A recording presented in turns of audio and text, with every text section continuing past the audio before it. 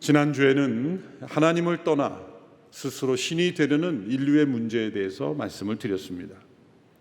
하나님께서 전 인류적인 재난을 격도로 허락하시는 이유는 스스로 신이 되려는 인간의 교만을, 그 교만의 뿔을 꺾으시려는 것입니다. 스스로 신이 되려는 인간은 자신조차도 자신의 것이라고 생각하고 또 자신의 힘으로 모든 것을 가질 수 있다고 생각합니다.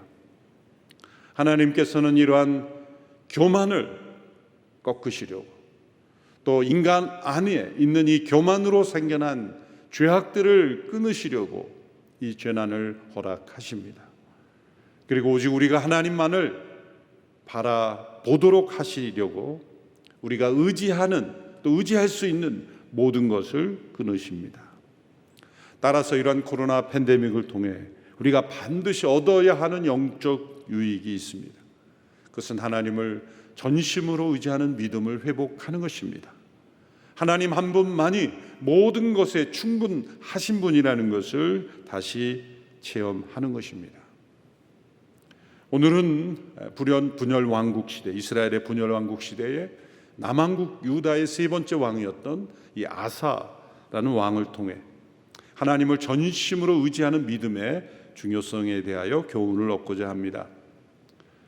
아사 왕의 아버지는 아비야, 또 그의 아버지는 남왕국 유다의 첫 번째 왕이었던 르호보암이었습니다. 안타깝게도 르호보암과 아비야 두 사람은 하나님 앞에서 악을 행했던 왕들이었습니다.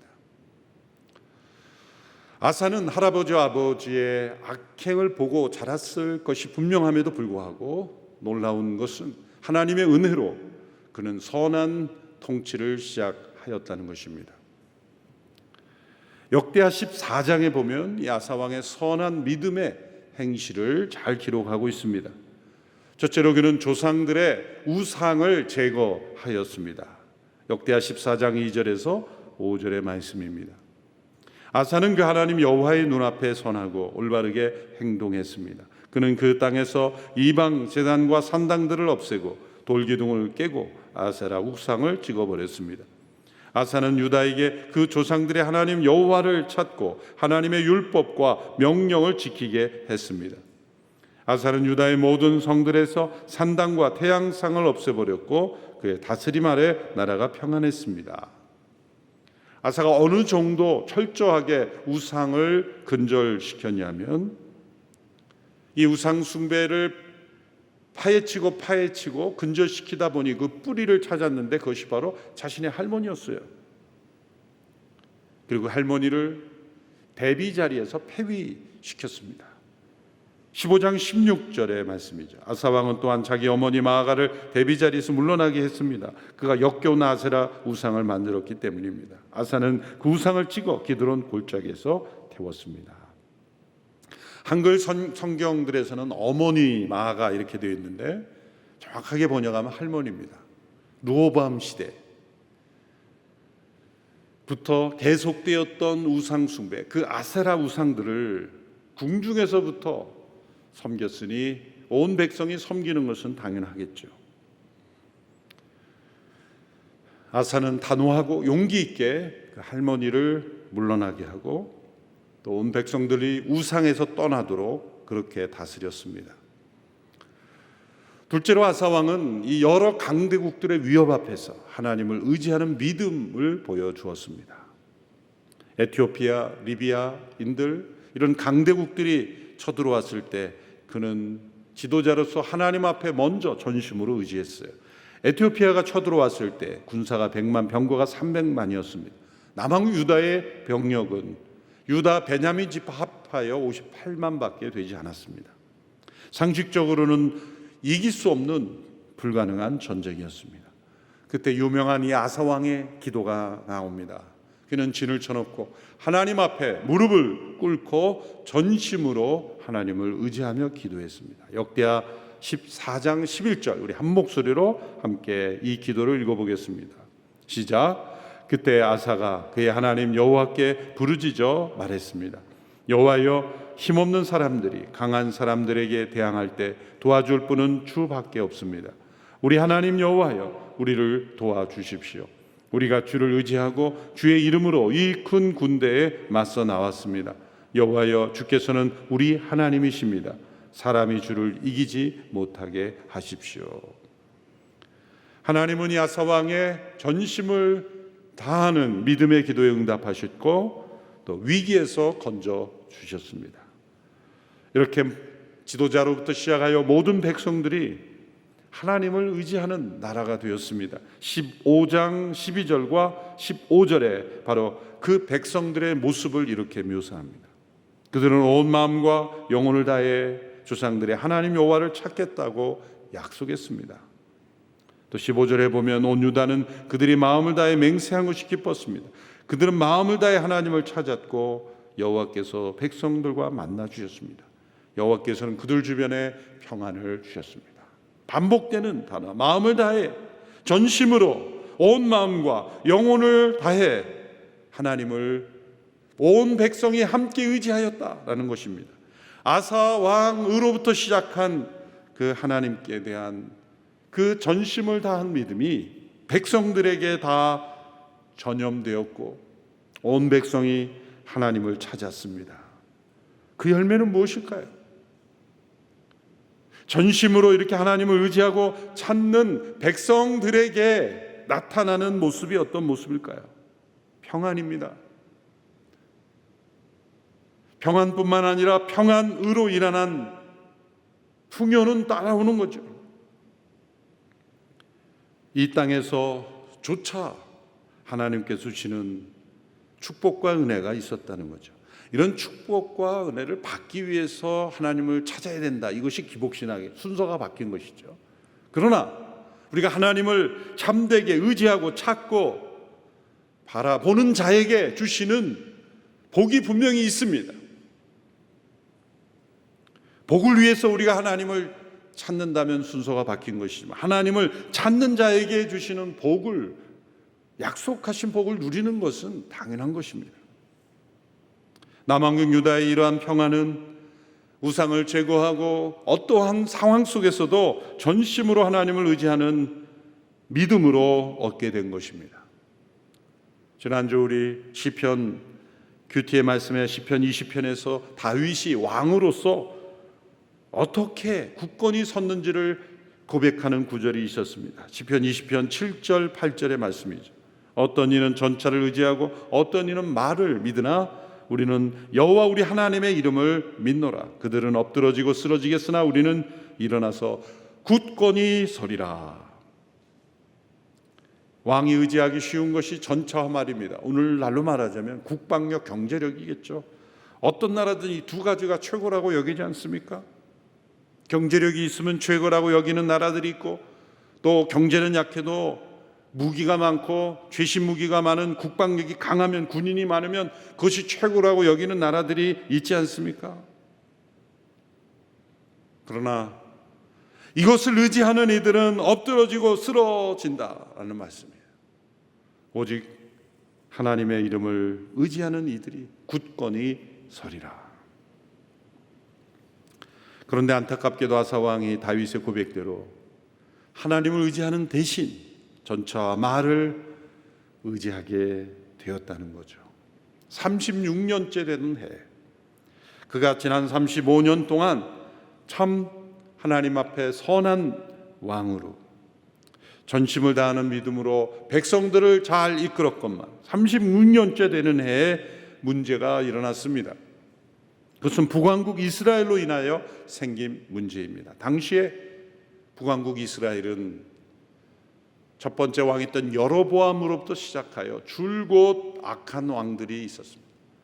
멸망할 때, 북왕국 이스라엘이 아시리아에 의해서 멸망할 때까지 모든 왕들이 다 악했어요. 당시 남왕 유다리 아사 왕의 이 선한 통치에 의하여 나라가 평안하고 부강하게 되었을 때 이미 그 격차는 심하게 벌어졌죠. 북왕국 이스라엘은 하나님을 경외하지도 않았을 뿐만 아니라 우상을 섬기며 그리고 경제적으로도 가난했습니다. 자유가 없었습니다. 그 결과 북왕국 이스라엘 사람들은 남왕국 유다로 이탈하기 시작했습니다. 원래 이스라엘 백성들은 북왕국이든 남왕국이든 분열 이전에 예루살렘이 1년에 3차례 정기적으로 그 예루살렘을 방문하며 성전에서 절기를 지켰던 전통이 있지 않습니까? 이제 북왕국 이스라엘 사람들은 그러한 전통으로부터 소외되었죠. 그런 신앙의 축복을 함께 계속 이루기 위해서 예루살렘을 방문하기 원하는 사람들이 있었고, 사람들은 이동하기 시작했습니다. 그런 신앙적인 이유만이 아니라 삶의 자유, 또한 여러 가지 북왕국 이스라엘의 우상의 숭배, 그 억압으로부터 벗어나려는 이들이 남쪽으로 이탈하기 시작한 거예요. 이 당시의 상황을 보면 지금의 남북한의 상황과 아주 흡사합니다. 북왕국 이스라엘은 이러한 사람들을 차단하기 위해 곳곳에 요새를 만들었고, 특별히 라마라고 하는 지역에 사무엘의 고향이죠. 주요한 그 통로였습니다. 그 통로를 차단하기 위해서 라마에 요새를 만들고 군부대를 전진시켜서 전쟁을 일으킬 틈을 엿보고 있었습니다. 이러한 이 분열 왕국의 대치 상황 속에서 아사 왕은 이 문제를 해결해야만 했습니다. 사실 아사 왕과 그 남왕국 유다의 국력에 비하면 이 문제는 사실 아무 문제가 아니었어요. 충분히 해결할 수 있는 문제였습니다. 문제는 아사 왕이 이 문제를 어떤 태도로, 어떤 방법으로 해결하였는가가 중요한 것입니다. 하나님께서는 아사 왕이 어떠한 동기로 어떻게 해결했는가를 주목해 보십니다. 아사 왕은 이 문제를 이렇게 해결했습니다. 북왕국 이스라엘 그 위에 있는 더 강대국이었던 아람 왕에게 뇌물을 보냅니다. 여호와의 성전에 있는 은금을, 그리고 자기 왕궁의 창고에 있는 은금을 뇌물로 보냅니다. 그래서 북왕국 이스라엘과 조약을 맺었던 것을 깨트리고 북쪽에서 이 북왕국 이스라엘을 공격하도록 요청한 거죠. 오늘날로 말하자면 이 중국이나 러시아 같은 그런 나라에게 요청을 한 그런 상황이라고 보시면 되겠어요. 갑자기 아람 왕이 북왕국 이스라엘을 뒤에서 공격하니 당황한 북왕국 이스라엘은 라마에 있던 군부대를 철수할 수밖에 없는 상황이 된 거죠. 그렇게 문제를 해결한 것입니다. 겉으로 볼 땐 피 흘리지 않고 싸우지 않고 제물로 쉽게 해결을 외교적으로 한 것처럼 평가될 수 있을 겁니다. 세속 역사가들은 그렇게 문제를 참 깨끗이 잘 해결했다고 볼 수 있을 겁니다. 그러나 하나님께서는 이것을 하나님과의 관계의 문제로 보시는 겁니다. 하나님의 관심은 문제 해결 그 자체를 보지 않고 그 마음의 태도, 무엇보다 믿음의 관점에서 보시기 때문입니다. 하나님께서는 그분의 백성이 세상적인 방법으로 문제를 쉽게 해결하는 것을 매우 심각하게 보십니다. 무엇보다도 전심을 다하는 믿음에서 멀어지는 것을 하나님께서는 슬퍼하시는 것입니다. 아사 왕의 문제는 무엇입니까? 믿음은 언제나 전심을 요구한다는 것을 잃어버렸던 것입니다. 아사 왕은 스스로 자신은 하나님을 여전히 믿는다고 생각하고 있었을 겁니다.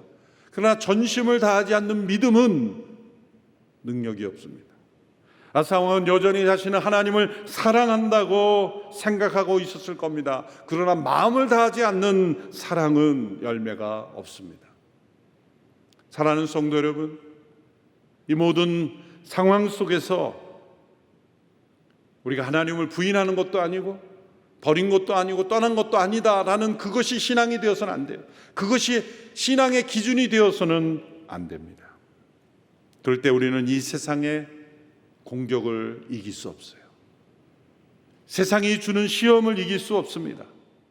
전심을 다하지 않는 믿음으로는 이 악한 세상에서 승리를 경험할 수가 없습니다. 아사 왕은 어디서부터 이 전심을 다하는 믿음에서 떨어졌을까요? 첫째로 자신의 힘으로 해결할 수 있는 문제였을 때였습니다. 아사 왕이 직면한 이 문제는 해결하기 어려운 문제가 아니었습니다. 어떻게 보면 북왕국 이스라엘이 쳐들어오면 충분히 믿음으로 에티오피아, 리비아 군대와 싸워서 이겼던 그 믿음으로 나간다면, 충분히 능력도 있지만 믿음의 능력이 합계한다면 걱정할 문제가 아니었습니다. 라마에 있는 요새를 무너뜨릴 수도 있었을 겁니다. 북왕국 이스라엘 사람들이 자유롭게 예루살렘으로 오도록 지켜줄 수도 있었을 겁니다. 하나님 안에서 해결할 수 있는 많은 그러한 길이 있었음에도 불구하고 여호와의 성전에 있던 은금으로, 자신의 왕궁의 은금으로, 뇌물로 타락한 방법으로 해결한 이 모습을 하나님은 죄로 여기십니다. 믿음은 전심을 요구하기 때문입니다. 믿음은 어려운 문제 앞에서 무너지지 않습니다. 우리의 힘으로 해결할 수 없는 어려운 문제 앞에서는 도리어 하나님을 의지하죠. 그러나 내 힘으로 해결할 수 있다고 생각하는 쉬운 문제 앞에서 우리의 믿음이 무너집니다. 로마서 14장 23절에서는 죄를 이렇게 정의하죠. 믿음으로 쫓아 행하지 아니하는 모든 것이 죄니라. 죄는 모든 것을 자기를 의존하도록 만듭니다. 믿음은 언제나 하나님을 의지하도록 만듭니다. 죄란 무엇입니까? 하나님을 의지하지 않고 자신을 의지하도록 만들고 믿음으로 행하지 않게 하는 것이 죄의 본질입니다. 특별히 어려운 문제 앞에서가 아니라 쉬운 문제 앞에서 그렇게 하나님을 의지하지 않게 만듭니다. 둘째로, 성공이 계속되고 있었을 때입니다. 믿음의 추락은 모든 일이 잘 되어갈 때 더 많이 일어납니다. 아사 왕은 지난 35년 동안 많은 승리를 경험해 왔습니다. 어려운 전쟁들에서 이기고 백성들을 잘 통치하고 우상 숭배를 근절시키고 그가 추진하는 모든 일들이 다 성취되었습니다. 그럴 때마다 아사 왕의 마음이 조금씩 하나님으로부터 멀어진 것입니다.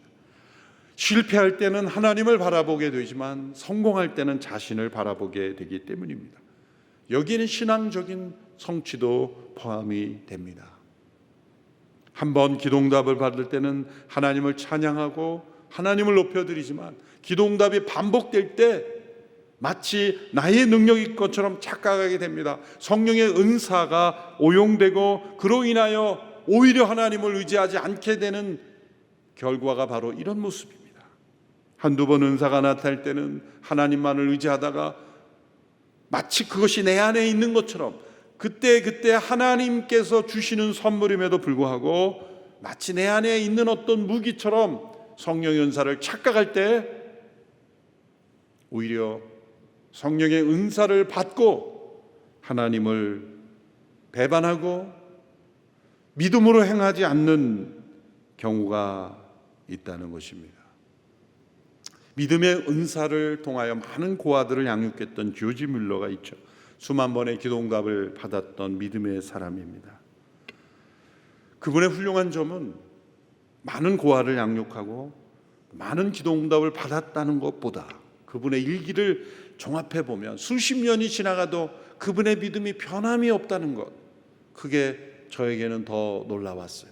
제가 20년 정도의 기도를 비교해 봤어요. 1837년 그분의 기도, 그때 1000파운드가 필요해서 하나님 앞에 기도했던 그분의 기도, 그것이 응답받았을 때 하나님 앞에 고백했던 그의 고백, 20년 후에 1857년에 그가 400명의 고아들을 새로 수용할 수 있는 고아원을 개원하고 그걸 왜 7년 동안 매일 기도했던 그 고아원이 개원되었을 때 하나님 앞에 찬양하였던 그때 그는 자신의 능력이 아닌 하나님께 대한 절대적인 믿음을 가지고 오직 하나님의 때를 기다렸던 결과라고 고백하는 일기를 보았습니다.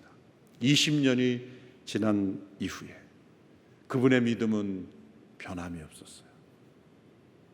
더 많은 일을 행할 수 있었을 때, 또 더 많은 사역을 감당할 때, 더 귀하게 쓰임 받을 때, 그렇지 않았을 때와 동일하게 변함없이 하나님을 의지하는 것, 그것이 참 쉬운 일이 아닙니다. 사람들은 조금만 쓰임받고 하나님께서 함께 하시면 그 신앙적인 축복이 마치 자신의 능력인 것처럼 착각하기 쉽기 때문입니다. 우리의 믿음을 되돌아보십시다. 나의 믿음은 언제 하나님을 전심으로 의지했던 믿음이었던가를 생각해 보십시오. 아마 여러분의 생각 속에 내가 30년 전에 젊었을 때, 20년 전에, 10년 전에, 5년 전에 그때 참 뜨거웠지 라는 과거의 추억으로 돌아가면 지금은 그보다 못하는 거죠. 그럼 믿음이 추락하고 있다는 거죠. 우리의 믿음은 계속 오르막길을 올라야 합니다. 오르막길에서 발을 헛디디면 굴러가는 거예요. 오르막길은 끊임없이 어려운 길입니다. 계속해서 산을 오르는 한 발짝 한 발짝 내딜 때마다 힘겨울 수밖에 없어요. 신앙생활은 힘겨울 수밖에 없어요. 신앙생활이 쉬워지면 그때부터 뒤로 구르는 거예요. 비탈길을 구르는 것만큼 쉬워 보이는 게 어디 있어요? 그러나 그것은 죽음의 길인 것이죠. 우리의 믿음이 어제의 믿음보다 오늘의 믿음보다 내일의 믿음이 더 전심으로 하나님을 의지하는 믿음이 되기를 축원합니다. 그럴 때는 우리에게 주시는 하나님께 주시는 그런 성공, 축복, 그럴 때마다 더욱 간절히 하나님 앞에 나가야 합니다. 셋째로 평안이 지속되었을 때이죠. 지난 35년 동안 온 나라가 평온했을 때, 특별히 지난 20년 동안은 전쟁이 없고 나라가 부강해졌을 때 아사왕의 믿음이 추락하기 시작했어요. 우리나라가 전쟁의 잿더미에서 가난 속에서 얼마나 하나님을 의지했습니까? 그런데 이제 부유함 속에 하나님을 의지하는 믿음을 버리게 된 거예요. 가난은 이겼지만 부유함을 이기지 못한 것입니다. 전쟁의 아픔은 속에서 하나님을 의지하였지만 이 평안 속에서 우리의 믿음의 신경이 둔해진 것입니다. 아사왕의 모습이 우리에게 나타나고 있는 것이죠. 아사왕이 이렇게 35년 동안 믿음의 삶을 잘 살다가 전심으로 하나님을 바라보지 못했을 때 이제 그의 후반부는 믿음의 추락을 경험하게 됩니다. 방송을 함께 예배드리는 모든 성도들, 과거의 믿음에 결코 안주하시면 안 됩니다.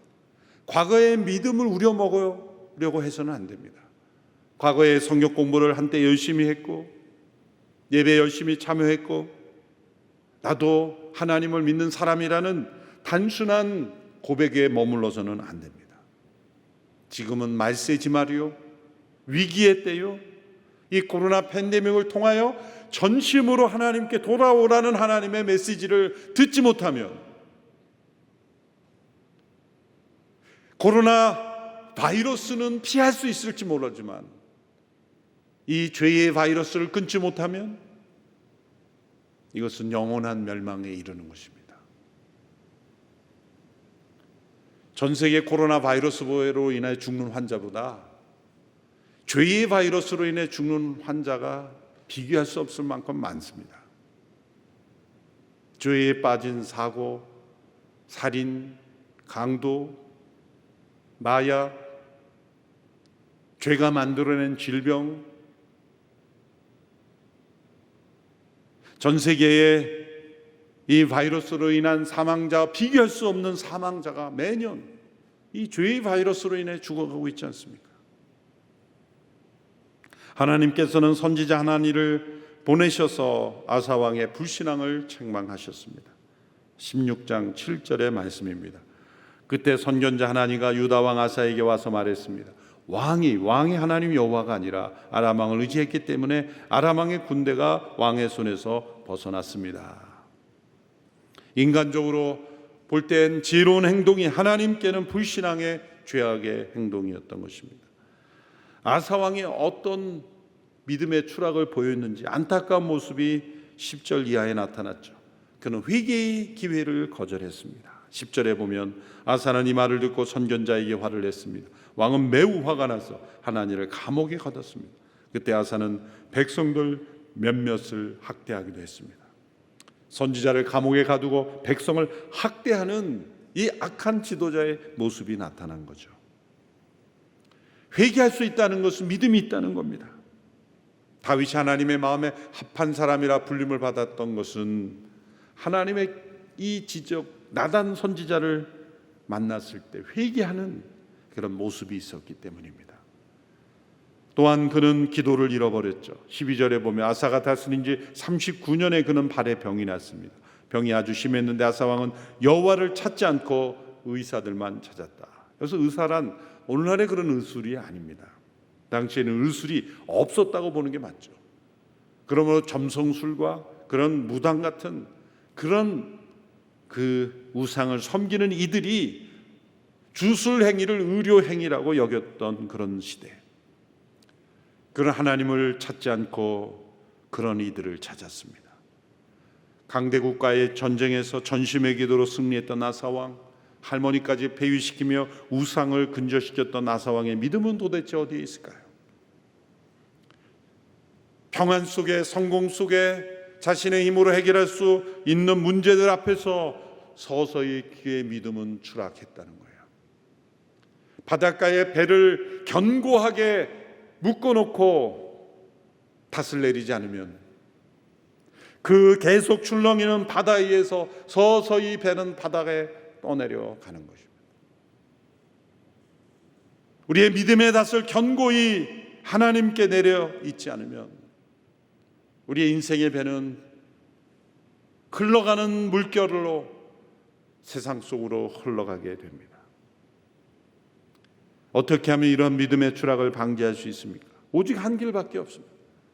전심, 온 마음, 온 영혼을 다해 하나님께 향하는 것입니다. 하나님께 주신 성공과 평안 속에서도 내 힘으로 해결할 수 있는 작은 문제 앞에서도 전심으로 하나님을 의지하는 것입니다.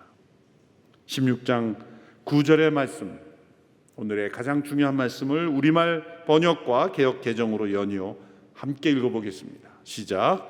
여호와의 눈은 세상을 두루 볼 수 있어서 그 마음이 온전히 그분께 향하는 사람들을 힘있게 하십니다. 개정 번역으로 여호와의 눈은 온 땅을 두루 감찰하사 전심으로 자기에게 향하는 자들을 위하여 능력을 베푸시나니.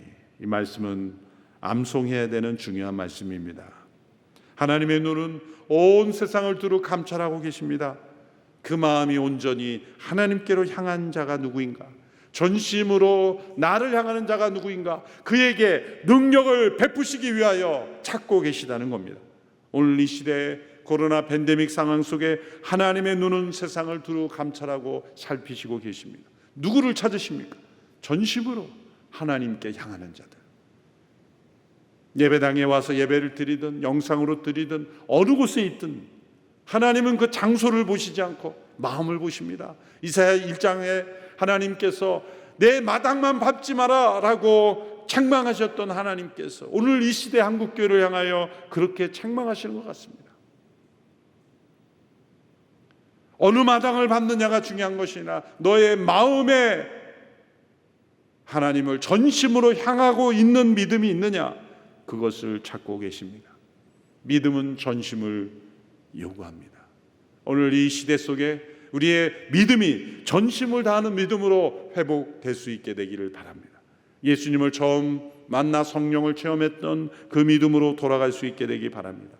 모든 것을 버려두고 예수님을 따르고자 결단했던 그 순수한 믿음으로 되돌아가기를 바랍니다. 기도하겠습니다.